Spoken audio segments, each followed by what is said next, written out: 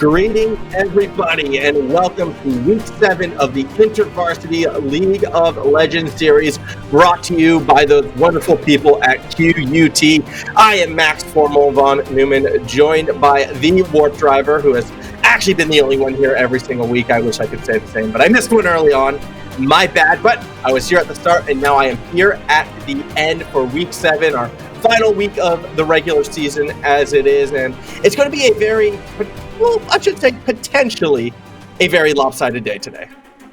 Yeah, looking at the matchups today, we have 4 very good games, but potentially 4, volatile games, we'll say. We've got UQ versus QUT up first, UON Swinburne for Game 2, Griffith University taking on the University of New South Wales for Game 3, and to end the day, we've got Murdoch taking on the undefeated USID. Yeah, I mean, this is the big one for USID, I suppose. Can they go the entire season undefeated, as we can now take a quick look at the standings to kind of show why everything is really volatile today. If you take a look on the left side of the screen, you'll see, 4 teams with winning records in the top 4. And if you take a look at the right side of the screen, you'll see the teams that have struggled a bit more. And, well, they're all playing against each other. Like, no top ladder versus top ladder, no bottom ladder versus bottom ladder. It's all top versus bottom today. So, in theory and on paper, this could be a very straightforward day. However, this is our last week before we make that cut to the top 4. And so you can see there are still ways things can get interesting. If UQ loses to QUT and Griffith and Murdoch find a way to win, we could see ourselves in a crazy 3-way tie, in which case tiebreakers will have to be played. Similarly, standings are important for those top 4. So everyone would like to get that win. In particular, I think UQ and Swinburne, feel very much under pressure to find something to win with today, because you don't want to go against that USID team in the semifinals. But yeah, it has potential to be 4 very straightforward games in this one.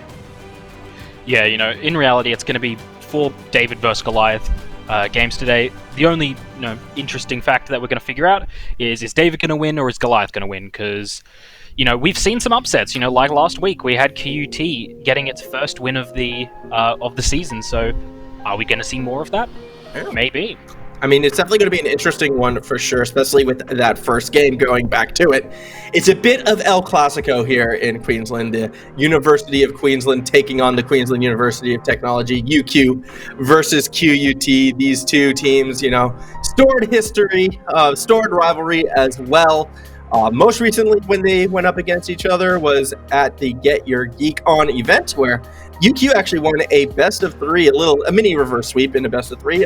Did take down QUT, but QUT would love to get that revenge, get that win, maybe even force UQ in a crazy tiebreak situation that could knock them out, or force UQ to play up against USID in the first round. I know QUT would love to get one over up on UQ, so I definitely feel like, well, yes, a lot of these matches might be looking a bit one-sided. If there's going to be any upset today, it's actually this first game where I can see it happening.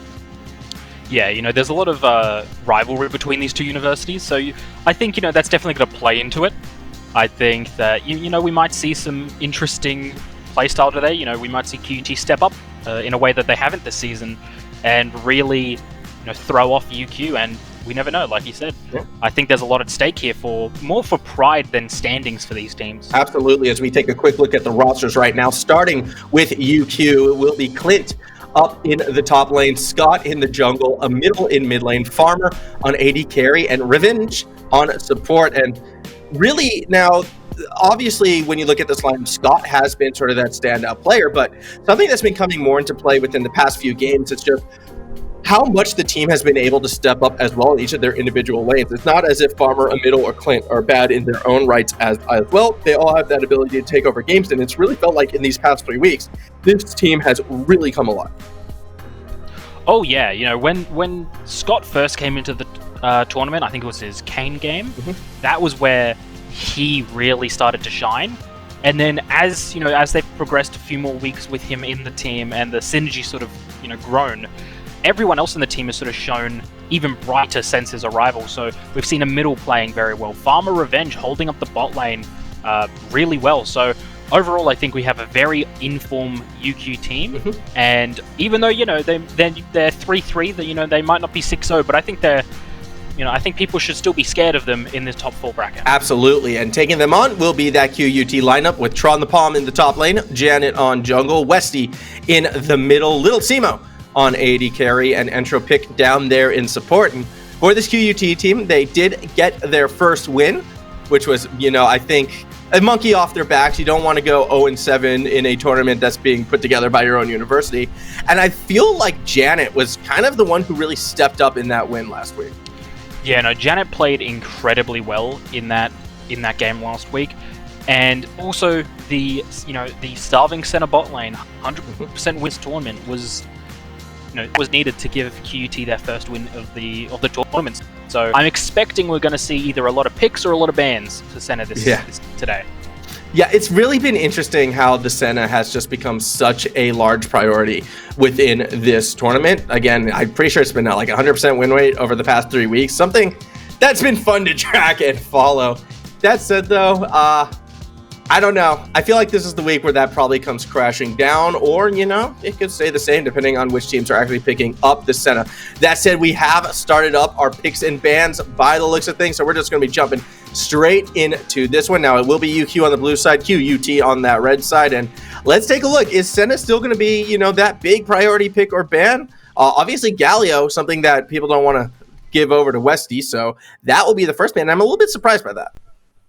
Yeah, I think it's more of a respect ban at that point. They're like, they know that he can play Galio very well, and especially in either that mid or support role, it could be a very impactful character. So I think they're just respecting the flex pick and also the talent of the QUT players on that champion. So makes sense. The Zoe ban coming out from QUT.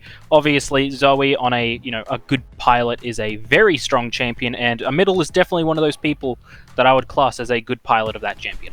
Yeah, that they would be. As we continue on right now, Vladimir is going to get taken out as well. Vladimir, obviously one of the night scaling champs, safe laner, one of the better weak siders you can get for yourself. And something I'm noticing out of UQ right now is they're actually taking away a lot of safe laners from QUT, and that kind of coincides with their sort of early game aggressive style that they look for. Scott likes to try and force plays, get like those pretty easy kill secure sort of situations, even if that's going after Janet or maybe focusing on one of the lanes. So if you get rid of some of these safer weak side laners or get rid of the Galio, get rid of the Vladimir, that can open the door for more aggressive jungle play. On the QUT side, however, the Tarek ban kind of has me by a bit surprised. And there's Senna gone. There's the Senna ban.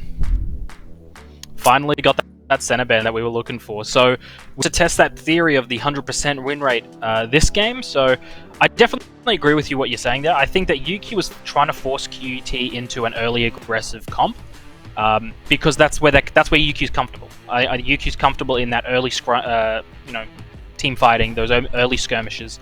So I think they're trying to remove as much of those safe lane scaling champions from QUT as they possibly can to, not allow them to sit back for 50 minutes until they one-shot the entire team.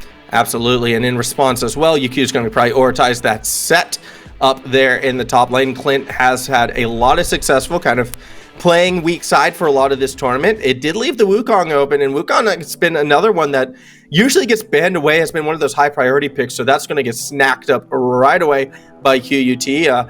Definitely going to be a QUT favorite top lane by the looks of things right now, but Clint, as I just mentioned, been super strong in the weak side so far. UQ is very content to kind of just leave Clint on his own and trust that after the first 5-6 minutes, if he hasn't lost lane already, he's going to come back strong. Rakan going to be taken in as well. That could be trying to force a Xayah pick for Farmer, but he might not take the bait on that one. You have Ezreal Yuumi still available, and Ezreal being hovered right now, that could be the direction UQ goes. Yeah, Ezreal Yuumi is still a very valid pick here, so I think they're definitely going to pick that Ezreal and say, hey, you either pick the Xayah or you pick something else. And either way, we're probably going to be able to counteract it. Misfortune not available, Senna not available.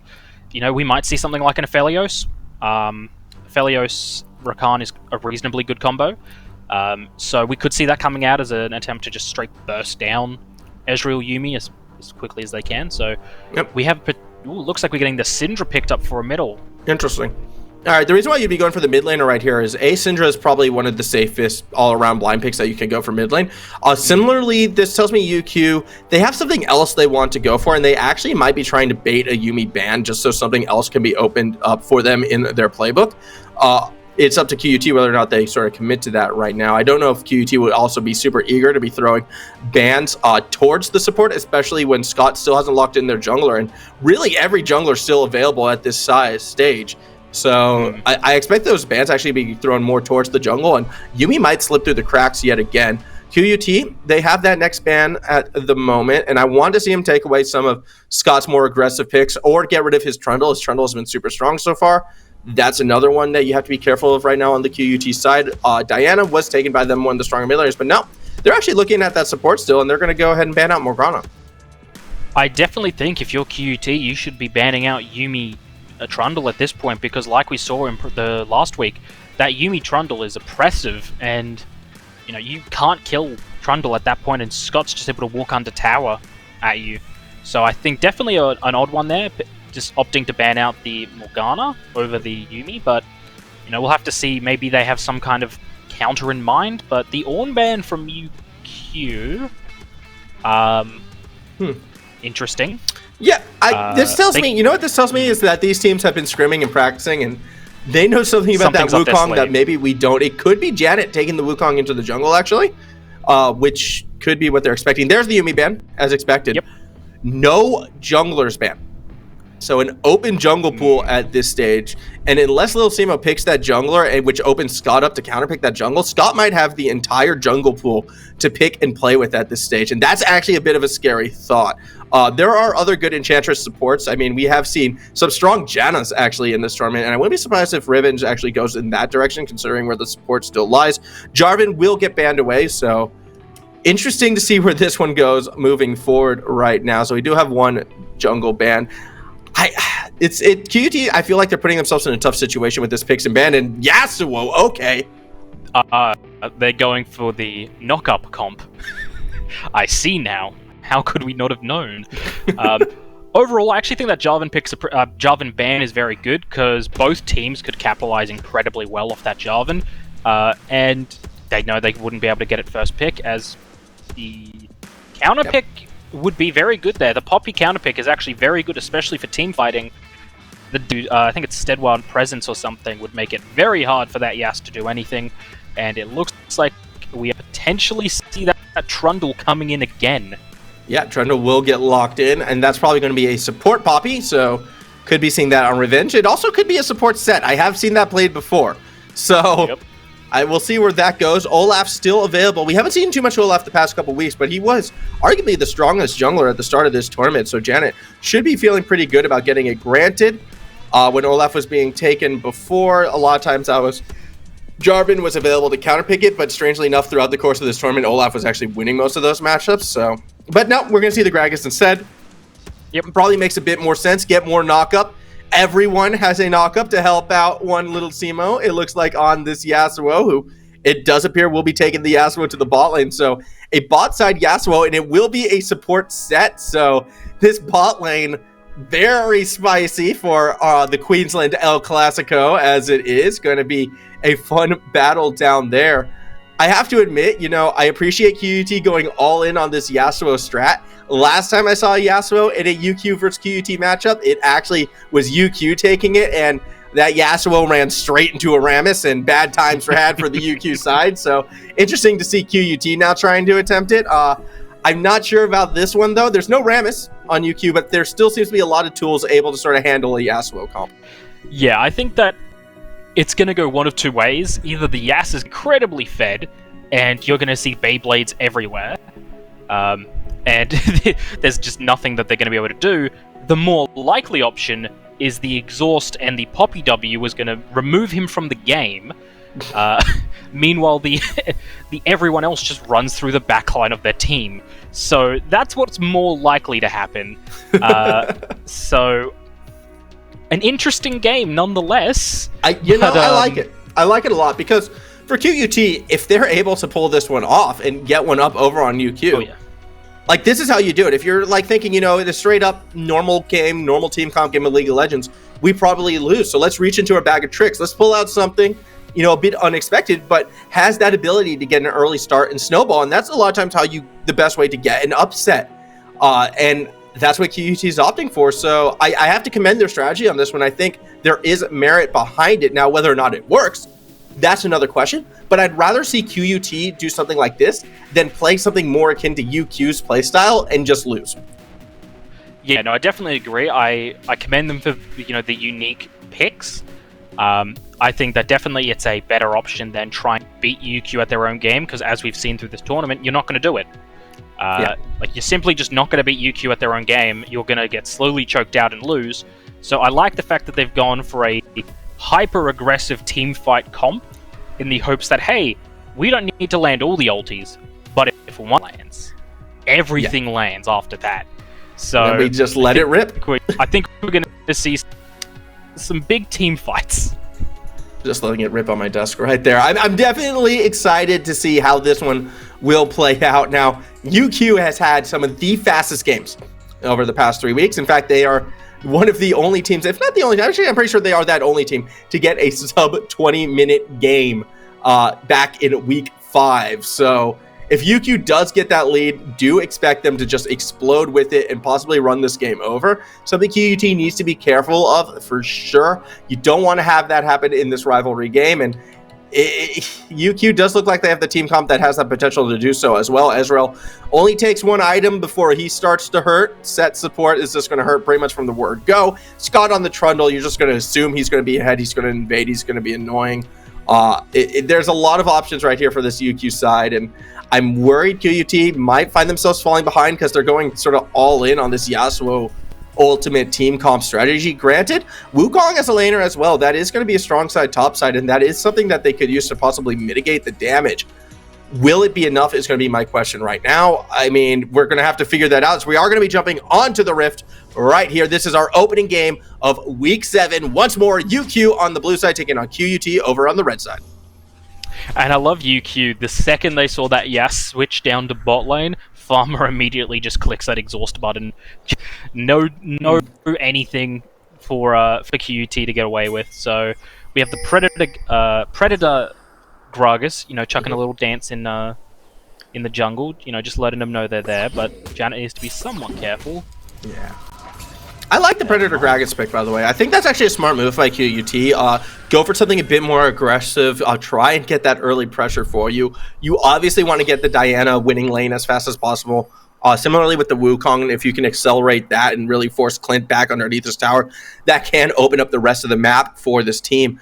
The sooner they're able to group as 5 and really just slam down these objectives, the better. And with a faster jungle clear, maybe with some early pressure and early ganks, that could happen. The only issue I kind of see for Janet, though, unfortunately, is how safe both Middle and Clint can play these lanes. Both of them, Syndra and Poppy, are pretty hard to get on top of. If a Scatter the Weak hits, well, that's gank over. And same thing with the Steadfast Presence. That can't stop that Gragas body slam. So it's the case of Janet. He has the right idea. The question will be whether or not he can execute it. And with that ward already placed by UQ at the Raptor camp as well, they will have an idea of when exactly Janet is going to be making that play, making that move, if he is going to be going for the Boots Rush Predator gank.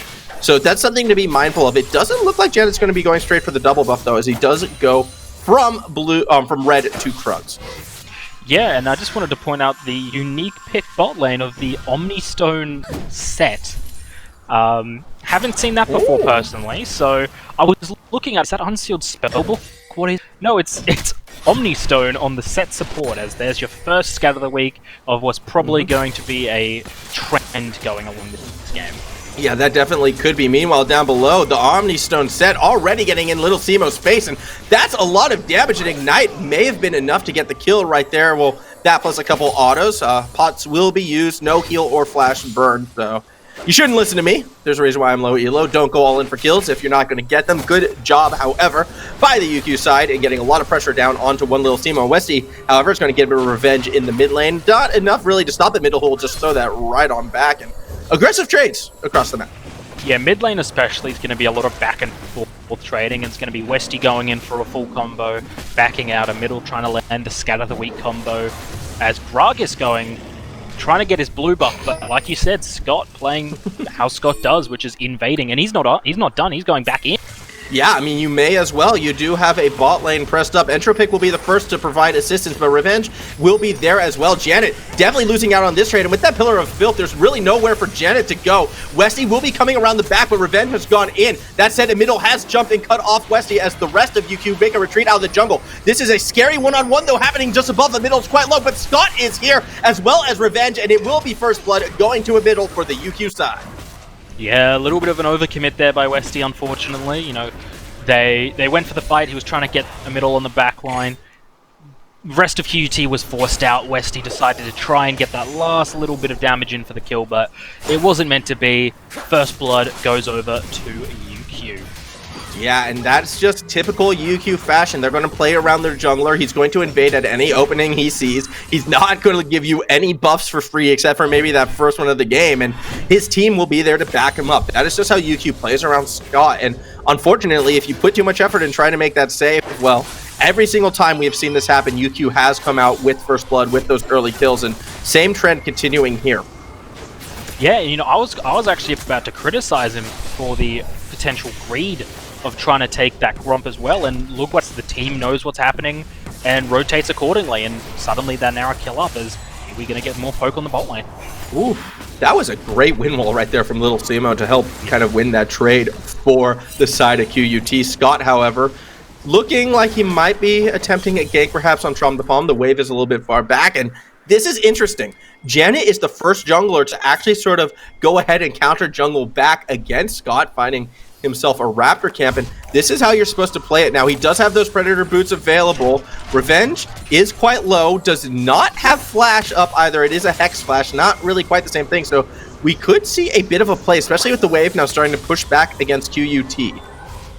Yeah, you know, he could be waiting there. He could pop that Predator any moment, run in. I think a good body slam W onto Revenge with a follow-up from Entropic could easily take him down, but we're going to have to see what they decide to go for. Well, Lil Simo's actually the one stepping forward. A great double knockup right there, and that's going to be a kill secured by one Entropic, so a good tit for tat, a bit extended in the length of the game, but QUT do find one back eventually. That was a long gank, a delayed one, but it does pay off.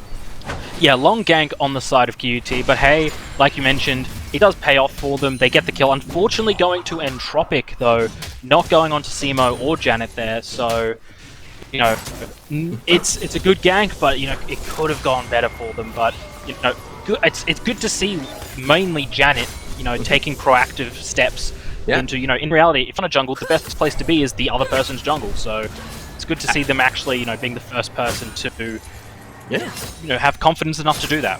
Absolutely. I give credit where credit is due to Janet right there. That was an intelligent pathing line, and UQ, they couldn't do something on the opposite end of the map. That said, though, if you take a look at the farm differential, Scott has been able to get a few more camps than one Janet has, so it still will be a slight jungle lead going UQ's way. However, Janet keeping his team in it, getting that kill over to the bot lane, getting it over. Yes, it wasn't the kill on the Lil Simo, but it's still accelerating the lane where he's in, and that's what you want to do. Get this Yasuo running as fast as possible. Cloud Drake will be the first dragon on the map. Neither team has made a move for it just yet. However, Scott is on the bot side of the map, and Janet is not, so I'm expecting UQ to be looking at it right now, especially with everyone sort of resetting at this time. 4 members on the bot half of the map around that dragon right now for UQ, and I'm not sure QUT is going to be in a position to really counteract this.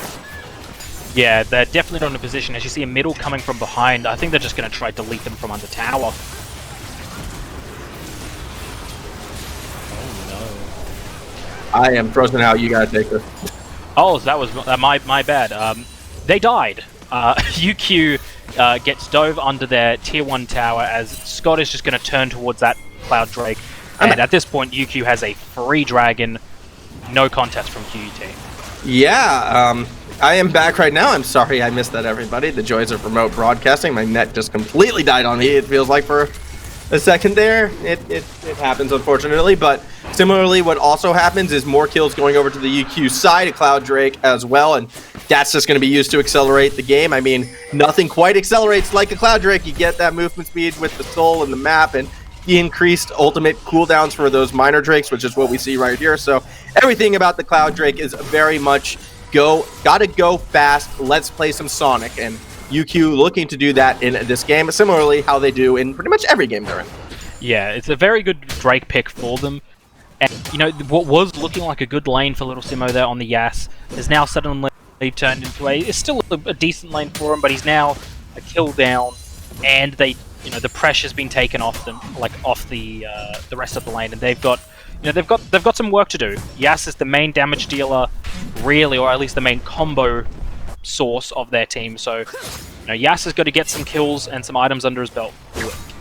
Yeah, I mean, QUT, it's all, but you don't want to be, I suppose, over aggressive and like stepping out of line to find those situations. If you do force things, you can get punished. UQ actually opting for the lane swap right now because of the fact that the dragon was taken. They're feeling like, you know what, we want to get this Rift Herald as well, so we will send our strong side up top. Poppy can go down and play with Yasuo for a bit, should be fine. You have your steadfast presence, and that will most likely turn to a Rift Herald in response, probably for a bot side dive, as 4 members from QUT are currently making their way right on down to poor Clint, who could be in a bit of trouble. UQ has already started up that Rift Herald, so I expect the dive to happen any moment now. Yeah, it's only a matter of time now for Clint, as they seem to be closing in on that bot tower. There they go, although it actually, Westy backing off. Clint's going to try and hold off. 1v3 is doing a pretty good job, despite getting taunted initially. Is able to pin Little Simo to the wall. The tower aggro's turning it around, and in the 1v3, Clint gets the kill. 1v4 actually was the Poppy ultimate knocking Westy away that managed to set her out, but really good from Clint there to get the kill in a 1v4 situation under the tower. I don't know how that happens, but really unfortunate on the side of the QUT there to allow that to occur. And now they're going to pay the price and then some, as Cantron the Palm do something similar. Scott's the one leading the charge. The first Cyclone is going to knock him up, but Scott's able to kind of juggle that tower aggro. Farmer, the next one to take some shots, able to get out of range, and now Revenge should be able to get the kill, but Tron the Palm still hanging on. Last tower shot not going to be enough to take out Scott, and tower dive a bit more successful for the UQ side. Yeah, a little bit more successful on the side of UQ. Still a little, like, dangerous. That's just the nature of a Wukong. He's a very slippery champion to get on, as they're going to take that tower almost down, but respecting the fact QUT is on the way. So we're not going to see them push any harder, but that should still be top tier 1 going down. Revenge had a chance to back with the team. Actually, might be able to stay alive. Drops the ultimate and then flashes out. Is able to sidestep Little Simo as well. Ward coming down. Revenge still trying to buy time. He wants to make that run, but because of the minions placements, he can't run down the lane. Teleport coming through. That is assistance on the way in the form of Clint, and Little Simo will actually back out. So Revenge survives a dire situation. QUT does not get one back, and now Little Simo in a bit of trouble. Should be able to win while Clint away. Yeah, that's the second big save we've seen on the side of UQ. First Clint in the bot lane, and then Revenge there in the top lane. That just shows you the strength of that set W and his resistances, that he's pretty much targeted straight away. He's going to be a hard champion to kill. Absolutely, and I mean, we've already seen Clint play weak side so well throughout the course of this tournament. Obviously, that 1v4 situation before kind of emphasizes how strong this player is, with the odds stacked against him. And once more, you have the bot lane from QUT right there trying to shove in on one Clint, which is a little bit surprising considering that Dragon is really going to be that next map objective. I would think they'd want to keep their bot side on the bot half of the map for QUT. UQ is doing that at the moment, and they're going to start shoving in and putting pressure on this bot tower right now. Tron the Pawn is not who you want to be on that weak side. Meanwhile, a middle actually has enough damage to nearly get a solo kill on the Westy. Oh, jeez. Yeah, no, that was rough for Westy there. He's lucky he didn't get there. Scott potentially trying to go for the dive. Oh my, yeah, he was looking for it, not going to find it this time, and it's actually a middle who's about to be in a bit of trouble right now, as the bot lane from QUT has rotated back down to the mid lane. They're not going to find anything, though, as UQ's communication on point sniffs it out, and they start to retreat. You have an Infernal Drake spawning in less than a minute, 25 seconds to be specific, but the rest of UQ, well, they're going to set it up by putting pressure on the bot side. Scott, straight from mid lane, is going to help get a couple more platings, get some more gold into Farmer and Revenge. Janet is here, albeit a little bit too late. Still, though, more members on the QUT side around at this stage. Yeah, Scott managed to get Westy's flash there in that potential dive of the 2 mid lane. That's a pretty big flash down on the side of the Diana, but overall, I think we're going to see them starting to rotate back down. You see Clint back up in the top lane. QT's no teleport. They're starting to bring their Little Simo down, which makes sense. They're trying to get as many people as they can around that objective, but I wonder what we're going to see happening is now Clint is actually making his way towards the Dragon Pit. Yeah, I mean, everyone on the bot half of the map right now, but the waves are pushing in UQ's favor, so if QUT is going to make a move, they're going to have to do this now, and Scott, he's looking to lead the charge. I feel like UQ, they want to fight this. They have waves pushing in their favor. They have the gold lead. QUT kind of going all in on this dragon take, so they really need to force something, or they're just losing out elsewhere on the map. But Revenge and Farmer doing such a good job of zoning every way. Tron the Pop's going to go in. The Cyclone into Little Simo does connect with 3, but it's not enough to get any kills, and the dragon is secured by Scott. Little Simo does go down in the backline as Revenge was able to zone out everyone else from QUT. Westy is finally able to find Revenge as a bit of revenge. The Exploding Casket actually throws Scott into that back line, but Westy, he was still in the front line with the Ignite. It's not enough to take down Farmer, who stays standing. Scott still chasing people down. 1v2. Clint's trying to get there, won't get there in time, so Scott hides in the bush to buy some more of that said time. And Jopic and Janet not willing to risk going back through there. They need to be careful. Clint's still looming around, and Tropic should be able to walk away, and UQ win a tense fight. Yeah, and like I mentioned earlier, that was that really QT needed to win or go hard on, because lanes weren't in their favor, and they've lost a fair bit from just minions alone. They've lost a lot of gold, a lot of experience, and their bot tower, so not a great position if you're QUT right now. Very well played on the side of UQ. Revenge tanking up so much on the backline there before he died, so that just shows you the strength of this Omnistone set. I mean, I can't believe I said that. Yeah, no, strong is... Never did I think I'd have to be saying the strength of Omnistone set in a competitive match. Dude, Omnistone, new top tier support item, right? Who knows what it's going to be? It's going to be something different at any given opportunity, and it's always going to be the right one, because guess what? Luck is a skill. Meanwhile, Revenge is going to go ahead and step forward. A good sidestep from both Entropic and Little Simo, as Little Simo looks to get a bit of a trade right on back. But again, this is more a case of Farmer. He's just trying to shove in that mid lane so that QQ will have a better job establishing pressure around the Rift Herald that will be spawning very, very shortly. Clint and Westy going at it in the bot lane. A bit interesting that Diana's already being taken to side lane duty, and this could actually be a bit disastrous for poor Westy, as Clint buying more and more time for Scott to arrive. The Pillar of Filth going to hold Westy in place, and down goes the said Diana. Good gank by Scott right there as he chases Janet back over the wall. Yeah, and see, that's where we get to see what Clint's job in this game is going to be. It's going to be jumping on those mobile carries and just locking them down completely. Just being able to fight in the mid lane.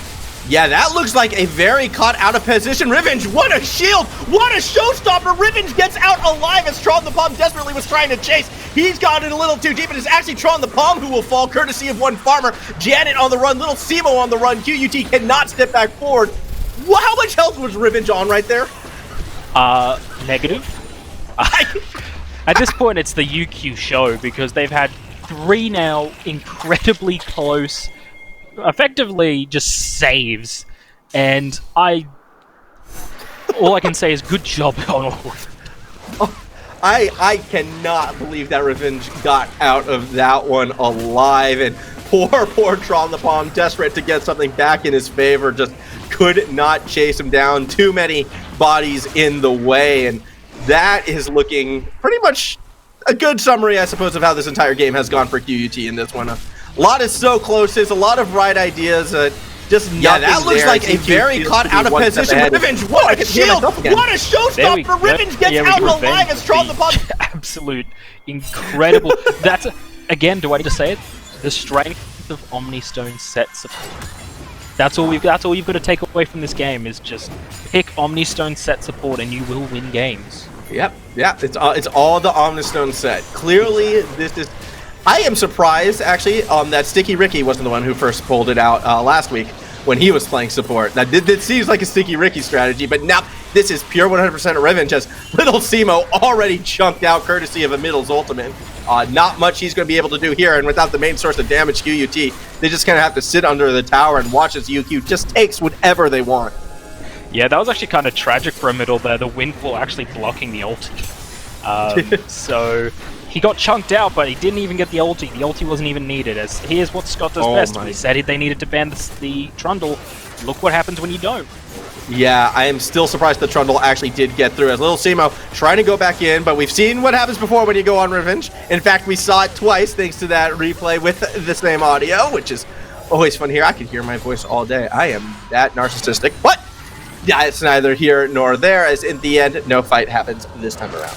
Yeah, not this time around, as we see the Shirelli is picked up for Entropic there, obviously. You know, they're going for that hard engage team comp. The Shirelli is just going to make it that much easier for Janet to get in, for Tron the Tom to get in, for all of them to get in, as we might have Clint getting caught out. Oh, Clint could be in trouble right here. Drops the Steadfast Presence quite early, but it still is able to hit Little Simo. And with the flash, that will be Clint escaping. Entropic needs to be careful right here. Revenge looking for a bit of a counter engage right now. Will spot Janet behind.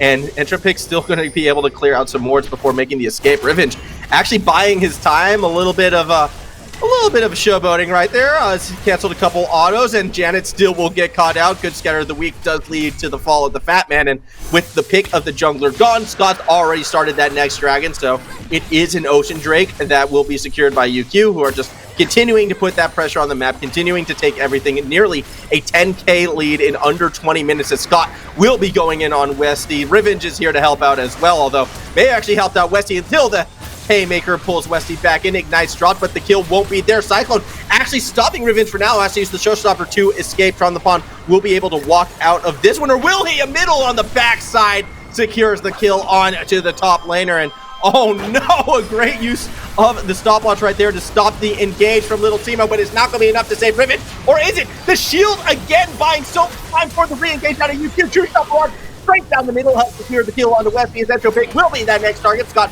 whacks him once with the club before looking back at the Fat Man in Janet, who absorbs a lot of the aggro, and Farmer over the wall actually trying to get something, but now he's stuck in no man's land. There's no minions really to bail him out of this. Has to wait for the Arcane Shift to come up again. He's taken quite low, but will be able to escape, and UQ take everything and leave nothing behind. At this point, UQ's just having fun with it. They're just going for whatever they want, whenever they want. At this point, you know, there's not much QT can do to come back into this game, if I'm being honest. Like, Baron won't help, Dragons won't really help them.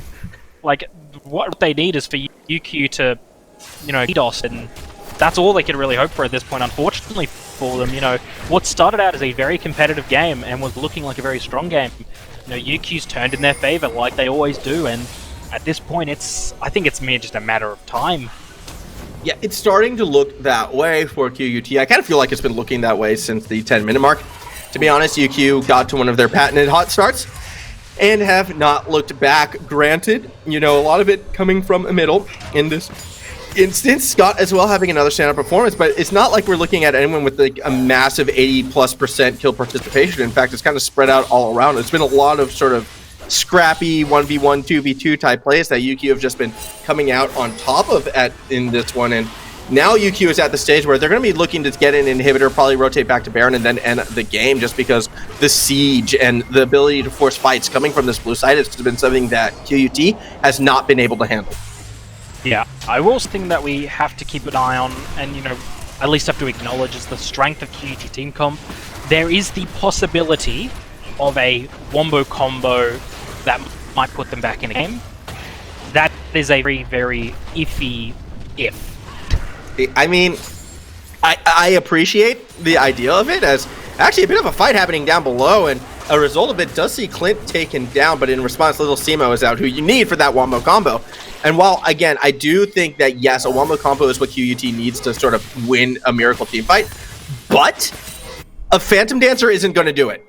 They still need more items on Little Simo. He doesn't have that damage yet, as a fight happening up top. Scott already able to take out Westy, a nice punch right there. Does take care of Janet as well, and that is 4 members strong of UQ and just 2 on defense. Really only 1 on screen. Entropic, he does a little dance as he watches the towers fall around him. QUT, things are going from bad to worse. People teleporting back in the base to keep that pressure on him. Middle as well as Clint have arrived on the scene. The first inhibitor about to fall, but Clint, he's looking to take out champions. He's zoning everyone away. The Steadfast Presence used as a zoning tool just to secure that inhibitor goes down without anyone touching him. And QUT, they might be looking to make that last desperate effort here. Revenge does step forward. He takes a fair bit of abuse, but take a look at a middle. On the other side, he's able to just immediately blow up Little Simo. And once again, the damage is gone. Does not matter, though, because Westy is going in, but he's not going to find too much. Tron, as well as, I believe that was Entropic, have gone down. It's just Westy and Janet alive, and there is not much these two can do against the 5 members of UQ. They're taking down Nexus towers.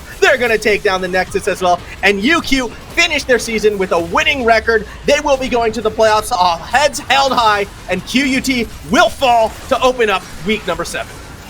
Yeah, really good game for UQ. You know, this is exactly where they want to be going ahead into the rest of this tournament. Whoa! There you finally get the combo. Yep, there's the combo. That was a 4-man ultimate right there from Little Simo. Unfortunately, it's all for naught, as Revenge was still working on the Nexus, and in the end, the Nexus does fall. So UQ taking our first game in very, very emphatic fashion, as per usual for UQ. When they win, it's going to be under 25 minutes. That one about 23 and a half. And how do you stop the early game from this UQ side? If I'm being honest, they have just been absolute stars of this early game. This was the beginning of the end. You know, Westy overcommitting here and just getting taken down by their team. And this is where we started to see really where UQ was going to shine. And, you know, like I said, Omnistone set support. Omnistone set support. I mean, this really was the best play from QUT. It happened about 5.5 minutes in, when Janet, reading the sort of tempo of the jungle, decided to be proactive down bot. After that, though, every proactive play came from UQ. They were a bit more in tune, in focus of the state of the map, and right here is where I felt like QUT was in trouble. Going for what was a 4-man dive, what you don't see is Westy has already been taken out of the equation. Clint able to find a kill in a 1v4 situation, and that's where it felt like QUT might be in a bit of trouble. Yeah, and you know, at the end of the day, watch Revenge here on the back line, just how tanky he is. He's taking off most of their team right there, and just gets out. I think he dies at the end, but, you know, manages to take most of that team's everything away from them. And I think what it comes down to in this game was just a sheer lack of items on the side of QUT. I think QUT's comp was okay. Like, they had good teams, they had good champions, I mean. But the main problem they had, and you said it perfectly, Random Dance is not going to do it. And they really needed Simo to have, and this was just a beautiful escape from Revenge. There were so many of those. Yeah, there was I think 3 or 4 really good, like, 1 in a million escapes, and we got 3 of them, so what are the chances? I mean, calculated, right? That's the term. Although we did get to see that Wombo combo in effect at the end right there, picking up a couple kills as the Nexus did fall. So QUT's comp, we saw a little bit of it in action, but yeah, Phantom Dancer to be of sort. The damage just wasn't there. UQ was a bit too fast in taking this game over and really shutting Little Simo down in every fight. At the start of every setup, Middle was always able to find this Yasuo and just remove him from the equation. And as a result, never really was able to get going. And without the Yasuo, the damage just was not there. And QUT, I do stand by what I said at the start of this game. I'd rather see him do something a bit cheesy, a bit more fun, maybe something to catch UQ off guard, than play a standard game of League of Legends and probably roll over. But UQ saw through. UQ saw through. They recognized what they were trying to do. They countered it. They beat it, and very well deserved win for the UQ side. Yeah, very well deserved win for UQ. They played incredibly well. It was, though, encouraging to see Janet actually counter jungling Scott, being pretty much the first person to do that. I think it showed a little bit of confidence that they've been lacking in this tournament. So maybe if we see them in the future, they may, get that confidence back and may be able to do something else. Yeah, absolutely. But that's going to have to be for another day, because with that loss, QUT is done and we must move forward. Our next match, you can see right there, will be in about 15 minutes time. It will be the University of Newcastle taking on Swinburne, and Newcastle looking for their first win on stream, taking on Swinburne, a team that is looking to possibly, fight their way into a different positioning, although I'm pretty sure with the way how tiebreakers work, even with the loss right here, they still will be sitting in third place, as you can take a look at the standings. Because Swinburne did beat UQ before, the tiebreaker will go Swinburne's way, and because New South Wales beat Swinburne before, that tiebreaker would also go New South Wales' way. So Swinburne really secured in that third place right now, and they're just going to be playing to, I guess, try and put a damper on the University of Newcastle. But all of that is when we return, so do not go anywhere. More League of Legends, more Intervarsity when we come back.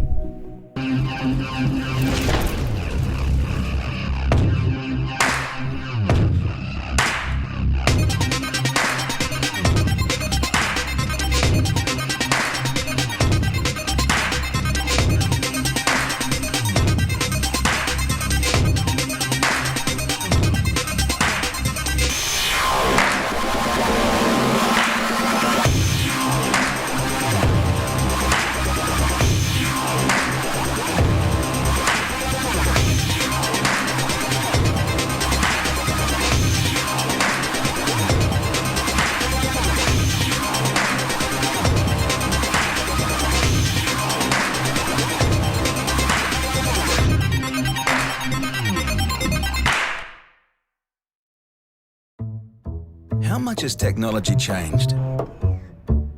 From when you were this big to this big. Enough to get you thinking about the opportunities and how you can connect to them. In the real world, it's not just about qualifications. It's about thinking outside the box, collaborating and innovating.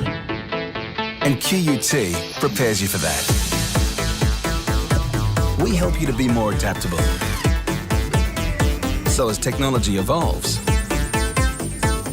you can too. QUT, a university for the real world.